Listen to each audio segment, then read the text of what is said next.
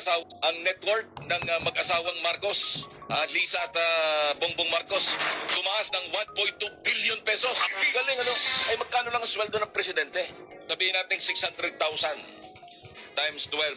That's 7.2 million isang taon times 3. And that's 21,600,000 times, gawin na natin 4 na taon times 4. And that's 28,800,000.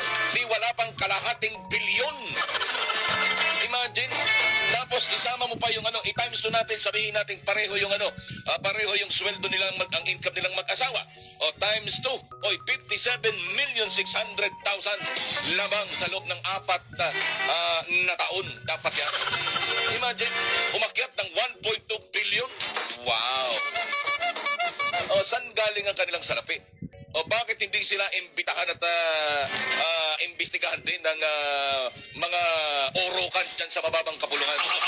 Yung mga plastic na buhaya ng mababang kapulungan. Why? Matindi talagang impunity sa Pilipinas. Bakit? Wala nang pakialam itong lintik na administrasyon na ito sa isinisigaw ng taong bayan. Wala silang pakialam. Ganun lang kasimple yan, mga hudas! Grabe matindi nga po ang pagbubunyag na yan ng taga-Abante Radio. Tumaas daw mga kababayan ng 1.2 billion ang salin ng mag-asawang Marcos sa loob lamang yan ng 4 na taon. Pero niwala umanong naglalakas loob para imbestigahan ang mag-asawang Marcos at lahat daw nakafocus na lang sa impeachment ng ating Besi Presidente, Inday Sara Duterte. Samantala mga kababayan, huwag na natin pagtagalin pa, diretso na po tayo sa mga mabibigat at nakakagulat na mga bagong pahayag ni Senator Amy Marcos. Kamusta po kayo matapos yung tensyon na nangyari sa Senado? Sos, Ginoo, talaga naman, talagang buhay pa sa awa ng Diyos. Andito pa, maupay nga aga sa mga waray noon, katulad ko, tapos sa maayong buntag sa tanan, buhay pa naman kami sa awa ng Diyos. Pero talagang sinugod kami ng NBI. Nag-umpisa nung Mayo 11. Nung May 11, yung botohan, ay nako, nakikisuyo si Bato nung pumasok siya. Rinesling ba naman si Bato? Wala nang takot. Waray hadlok. So, rinesling si Bato, kalaki-laki niya. Pumasok si Bato, medyo bugbog dito, tapos duguan ang kamot. And nagulat kami, sabi namin, ba't naman ganyan? Sabi niya, hindi ko nga maintindihan. Pag hindi ako pumasok, nasisina, nagagalit. Pag pumasok ako, ire-wrestling ako. Ano ba ito? Later on, what happened was, binugbog ng NBI, nakapasok sila eh. Binugbog nila yung isang security ng Senado at napilitan kami dalhin sa ospital. Kinuyog eh yung aming secure. Kasi yung Senate, pareho yan ang Congress, pareho ng palasyo. Lahat yan, may security na sarili. Hindi ka basta-basta papasok, di ba? Mahirap man pumasok dyan, Attorney Rupil, di ba? You have to sign ba? Attorney Juril po, Senator, Attorney Juril. Juril, mali. Ay, magkaano kasi kami ng pangalan. Arnel. Oo. So, maraming attorney ngayon, miski hindi attorney, naging attorney na. Sa social media yan, Senator. oo nga. Maraming legal expert. Maraming nagdudulong-dulungan. Tapos, ang malaking issue ngayon, kasi yung unang nagpaputok, the first firing warning shot was fired by our security. Kasi nung yun nga, nabugbog na sila, the following May 13, nakita na marami ng mga NBI, naka-full battle gear, naka-tactical gear, naka-long arms, naka-ganyan. Tapos binabarena na yung pader namin sa GSIS. Okay. So, sabi nila, walang papasok, pero nung lumabas yung decision kay Bato na hindi mag-TRO yung Supreme Court, hindi man lang nag-intay. Sabi namin, oy, mag-iintay kayo ng 72 hours kasi yan ang sabi ng Supreme Court. Biglang pumasok na sila doon, tapos nagsisigawan na sila, narinig namin isang putok. Sabi nila, kasalanan daw ng security ng Senate, hindi naman ako mag-dedepensa sa Senate, kaya-kaya naman nila ipagtanggol ang sarili nila. Pag nakakita ka, inaakyat na yung bahay mo, binabarela na yung pader, nagulat sila, lalo namin, nabugbog na sa kanila, ayun, nagpaputok, tapos nagputukan na. 44 ang basyo, lahat ng bala na nahanap doon sa second floor. Ang lapit-lapit namin, 2 pinto lang. 2 doors down lang kami, ang lakas-lakas. Grabe. Nakakatakot. Tapos sabi sa amin, dumapa muna kayo at patayin yung ilaw. Para kami mga daga yun. Ano ba yun? Tapos nagsuot na ako ng bulletproof kasi walang tigil yung putok. At nag-iiyakan na yung mga tao namin. Senator, at least to have a clear view po, no? Kasi yung mga taga Cebu, walang alam kung ano ba talaga yung Senate building tsaka itong GSIS building, no? At least to have a clearer view po sa mga nakikinig at nakikita din tayo sa Facebook Live. Yung GSIS building po is, separate yan sa Senate building. Yes, Attorney Jurel, wala kasing pagitan. Aha. Kami, para kami squatter, wala pa yung Senate building. Talagang hindi pa tapos. Kaya, nag-squat muna kami doon sa GSIS annex. Para kaming annex noon, may pader doon, at saka may gate. Dinalakman yun. Tapos, alam na namin, lagi palaping sarado yan kasi hiwalay. Ito, GSIS, ito yung sa amin. Part na yun ng amin. Hindi ko maintindihan, ba't nila binabarena? Tapos, later on, may lumabas ang sulat, biglang-bigla nagdidepensa, baka may abogado din. Ang GSIS, sabi, nagpasakrolo daw sila sa NBI ng 5:30. Ba't sila magpapasakrolo na nakawin daw namin yung painting nila? Bakit namin bubutasin yung sarili namin pader, pambihira? Kaya, yun nga ang nangyari, pumasok sila, galit na galit ngayon, bakit daw yung Senate nagpaputok? Linulusob na kami at nabugbog na yung isang tao namin, nagsisigawan, naka-full battle gear sila, ayaw tumigil, pinapapara, ayaw pumara, nagpaputok din. Ayan, sunod-sunod na yung putok, nagpalitan na ng gunfire, ibang usapan na to. Kaya takot na takot kami noon, and we were very worried that this was going to continue. Ngayon, they're making a big fuss about it, but it turns out na hindi lang pala si Bato ang issue. Hindi lang pala yun. Gusto talaga nila paltan yung liderato ng Senado. They want a leadership change and another group in the Senate. Kasi kung kami, unang-una, yung flood control, yung corruption issue, ayaw namin tigilan yan. We want to pursue it. There are so many witnesses and we need to follow, as you well know, we have to follow, Jurel, yung ebidensya wherever it goes, right? Wherever the evidence leads, we have to follow the evidence. And whether it's my brother, his son, my first cousin Martin, kung sino man ang lumabas dyan, wala tayong magagawa. We need to pursue. Yung sabi ng administrasyon, tigilan na kasi masyado ng maraming dokumento, masyado ng lumilitaw yung testigo. Gusto namin ituloy. Isa pa, bago mag-impeachment dyan sa lower house, sa Congress, may 3 incentive package. Narinig na ba ninyo yung incentive package bago magbutuhan? Para ngayon pa Ngayon natin lang maririnig yan, Senator, yung sinasabing ano ba yung incentive package. Malita ba yan? Oo, totoo yun. Totoo yun kasi mga congressman rin ang kausap ko, yung iba taga Cebu. Talagang tinakot-takot sila ng kaso, kawawa naman sila. Tapos ang sinabi, 3 yun. Isa, 20 million pesos na in cash. Ikalawa, yung 200 to 250 million sa infrastructure program, DPWH, baka may flood control na liwat. And then, ikatlo, wag mag-worry sa Visayas and Mindanao votes ang mga congressman. Mag-worry sa DDS or kaya sa mga simbahan. Wag kayo mag-worry dyan kay waray eleksyon. No L ang sinasabi nila. Pag sumalpak ang impeachment, tapos tuloy-tuloy pa yung eleksyon, ang mangyayari, hahabaan na lang ang term. Ikakasa ang CONAS. So, eto na, papalitan ng konstitusyon, dagdagan ng 3 taon ang mga congressman, pati ang Pangulo, 3 taon na dagdag, at yung election, if ever, pang local positions lang. Usa pa, ang edad, papalitan din yung edad na maging, instead of 45, maging 50 years old dapat ang presidente para ma-disqualified si BP Sara kasi wala pang 50 yun. So yun ang sinasabi. Kaya mataas, high stakes, very high stakes ang pustahan pala sa leadership of the Senate. Yung flood control na makukulong, tapos eto pa, yung impeachment ay hindi pala ng dahilan, term extension pala ang gusto. Galit na galit ang Pilipino sa term extension. Kung may nakakaintindi niyan, ako, nangyari na yan sa atin.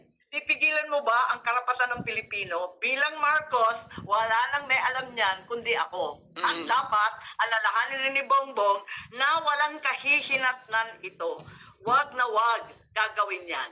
May naririnig din kami, Senator, na nakita daw itong si Speaker Bujidi at saka itong si former Senate President Tito Soto talking about this Constituent Assembly. Ito na ba yung sinasabi niyo po? That's exactly, attorney, yan talaga mismo. Aha. Ang balita, at hindi ito chismis, galing sa isang nag-attend din doon, sabi talaga na pumunta sila sa Soler Hotel sa dito, malapit sa Senate, tapos nag-meeting daw with the Speaker, the former Senate President, and some other people, as well as cabinet member and ibang negosyante daw. Hindi ko na maalala kung sino-sino yon. Basta nandun sila, ito ang pinag-usapan na talagang papalta ng konstitusyon, kaya very high stakes game pala ang Senate leadership. And then, ang katuwang pa niyan, yung budget. Kasi, by July, right after the SONA, mag-umpisa na yung pagdiskusyon sa budget. Yung budget na yan na yung pang-CONAS, yan pa ang pang-eleksyon ng 2028 kung hindi makasa. So marami talagang nakatenga. Very, very high price for the leadership of the Senate. Kaya pinapakialaman at ngayon tinatakot lahat ng mga senador. Biglang may kaso si Senator Jinggoy, biglang binuhay yung kaso sa COMELEC ni Senator Cheese. Ang dami ng mga pressure para sa senator na membro ng majority. Gaano katatag, Senator Amy, ang majority senators ng Senado para mapamintain or mapapanatili sa pwesto or si Senator Alan?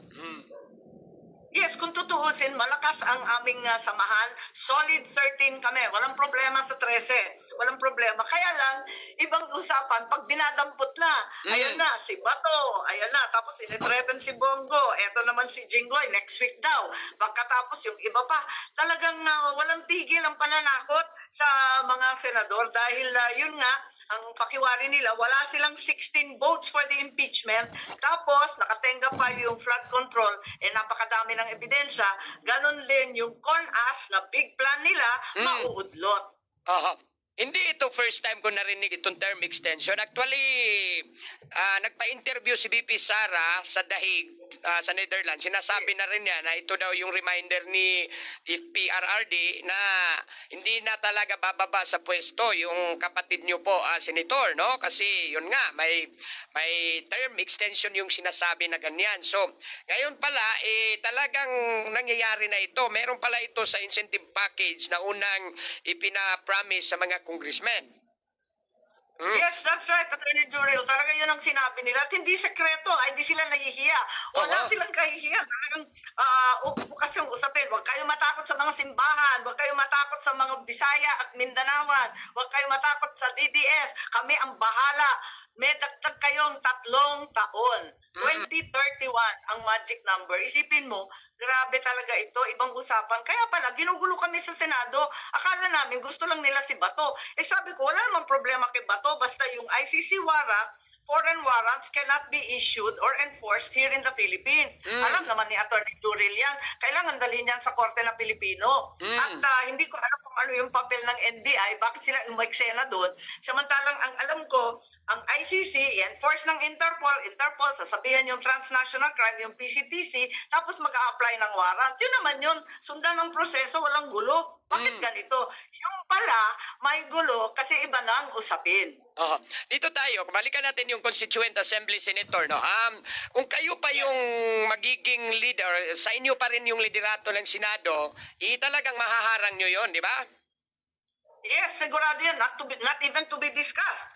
Hindi pwedeng ikasay ang CONAS na yan kapag yung solid 13. No way. No way na ikakasay ang CONAS na yan. Ayaw ng Pilipino. Galit na galit ang Pilipino sa usapin. Pag sinabi mong term extension, additional 3 years, magwawala na tayo. Hindi talaga gusto ng Pilipino yan. Unang-una, eto na naman ang politika. Ang dami-daming problema. Sa Cebu, ang taas-taas na ng gasolina, ang bilihin, napakamamahal ng lahat. Hindi na namamasada yung ibang toda tricycle. Ayan, tignan natin. Hindi tinututukan yan. Lahat ng tinututukan, impeachment, CONAS, nakatutok sa flood control cover-up. Ano ba naman yan? Dapat tutukan yung talagang problema ng bansa. Yung pagkain, talaga yung pagkain, yung mga papalit na napakamamahal na. So, sa inyo po, kailangan tibagin yung Solid 13 or Brave 13 para makuha natin balik yung liderato ng Senado para magiging successful itong Constituent Assembly na sinasabi nyo po. Yes, that's right. Kaya araw-araw may threat na naman sa amin. Tawag ng tawag sila. Nako, at kung sino-sinong tumatawag sa cabinet, may mga tumatawag na bigating mga negosyante. Maraming tumatawag sa amin araw-araw. Pati kinakalibit din kami ng mga minority kung ano-anong offer. Eh sabi ko, wala naman problema na kayo na lang ang sumali sa amin. Ayaw naman namin ng gulo. Gusto namin magtrabaho at tutukan yung ekonomiya na napakapalpak na talaga. Napakahina na natin ngayon na talagang hirap ang tao. So, that's what's happening now. Takutan ng takutan and nakakatakot talaga dahil sila yung nasa poder, kayang-kaya ng administrasyon magpataw ng kung ano-anong kaso. Ikaw po, Senator, personally, how did you handle this? Kung kami po, naririnig po namin yan galing sa inyo. Iwan ko lang kung paano natin i-handle yan. Pero sa inyo po, paano nyo? At Yung saka pressure. yung sa majority, paano nyo ba i-handle yung mga pressures na nangyayari na ngayon? Well, parati kami nagsasama-sama. We're always together. Sama-sama na lang kami. Uban-uban lagi. Andiyan kami sa Senate President sa office. Parati kami naka-stick together pa. Kasi mahirap talaga itong ginagawa nila. Very bad talaga sila sa amin. At kung ano-ano talagang pananakot. So, I hope hindi naman kami ubusin. There's still 13 of us. And Bato is awaiting the proper procedure. Hindi naman siya nagtatago pambira naman sila. Sabi nila, he escaped from the Senate at 2:30. He didn't. Silang dalawa ni Senator Robin lumakad ng normal. Kasi sabi ng Korte Suprema, 72 hours to answer. Yung government, may right of reply rin naman yung petitioner. So therefore, lumakad siya ng normal sa pinto, hindi naman nagtatago. Ewan ko, pinagsasabi nila na fugitive yun. Hindi pa siya fugitive. Ano ba naman? Pilipino yan. Hindi saklaw ng ICC ang Pilipinas kasi umalis na tayo dyan. Higit sa lahat, Pilipino si Bato, Pilipino ang mga nangyari dito sa Pilipinas, ang may jurisdiction niyan, maliwanag ang local courts. Unless, inaamin natin, na ayoko naman kailanman aminin, attorney, na palpak na lahat ng korte dito, hindi na umaandar ang husgado, walang alam ang mga abogado, hindi naman totoo yun. Ganun ba tayo? Failed state na ba talaga ang Pilipinas? God bless po sa inyo, Senator, no, sa mga nangyayari ngayon. But dito po tayo kasi kakukonvene lang ng Senate as an impeachment court po, Senator. Kayo po ay nag-oath na rin po kayo bilang isa sa mga Senator judges po ng impeachment. Sinasabi ni SP Cayetano, kailangan bilisan natin to kasi marami pa po tayong trabahuin sa Senado, especially yung mga economic bills. Gaano po ba katagal ito mangyayari yung impeachment hanggang aabot tayo sa butuhan, Senator? Yes, interesting yan. Kasi maraming nagsasabi, hindi kami magiging patas because kaibigan ko si Inday Sara, tapos kapartido ng iba, alam mo na, yung mga daldal na ganyan. Pero sabi ko, sumumpa ako sa konstitusyon at ang bumoto sa akin ng taong bayan. At kahit kaibigan mo, kahit kamag-anak mo, sorry na lang, isang tabi na lang yan. Kasi justice ito, hindi politika. Sana ganun din ang isipan ng iba kasi narinig ko na si Senator Risa, talagang pro-impeachment daw siya.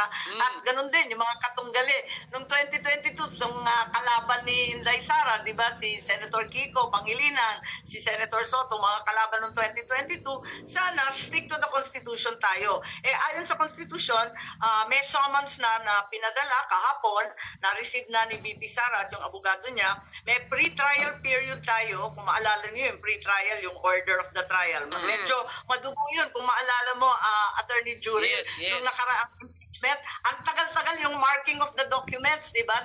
Tinatanggal yung ibang dokumento, yung iba hindi daw authentic, matagal na proseso yan.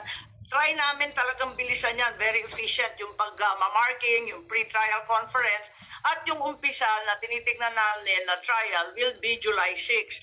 Sinasabi nila na hindi namin aasikasuhin, ipopospone, iuupuan. Hindi totoo yan. Kami nagmamadali pa kasi gustong-gusto namin na maayos yan. Hindi naman paspasan na hindi mababasa yung dokumento, hindi maririnig ang testigo. Gagawin namin yan but in the most efficient way possible because we want to move on from here and finally get an economic plan kasi ang administrasyon mukhang wala namang plano. Bigla-bigla, 35 days na lang daw ang gasolina sa Pilipinas. Paano ba yan. Ano ang plano dyan? Wala yung excise tax. Hanggang ngayon, di pa tinatanggal sa crudo at saka sa gasolina. Tapos yung pagkain, 20 pesos daw, 50 pesos daw yung bigas. Ano ba talaga ang plano? We want to get there. So we will go through this as quickly as possible, Attorney and Arnel. Under the Constitution po, Senator, kailangan 16 votes yung makukuha talaga to secure a conviction, whether absent or suspended yung ibang senator dyan. I don't want to ask this question. It's up to you, Senator, kung sasagutin nyo po. No? Kasi alam ko naman, this question will really, kung sasagutin mo to, it will really preempt kung ano yung magiging desisyon mo sa magiging impeachment. Tingin nyo po, Senator, makakakuha kaya ng 16 votes para makonvict si VP Sara? Sa usap-usapan, sa guesstimate ko lang ha, nag-guess lang ako, parang wala. Kasi mismo yung admin, sinasabi na walang 16 votes. Maski si Senate President Soto, sinabi niya, very optimistically, ito noong pa to bago magpalitan ng liderato, sabi niya, 14 votes, 2 votes short pa. In other words, short talaga ang sinasabi nila. Pero tignan natin, like I said, I believe in my colleagues sa Senado, na susundan nila yung ebidensya. Sundan natin ang mga dokumento, ang mga testigo, at kung saan umabot yan, yan ang iboboto natin. Ayoko pangunahan, like you said, it will preempt whatever my vote is, but nevertheless, I think it has come from both the administration as well as the former Senate President na nagbibilang na kulang talaga ang boto.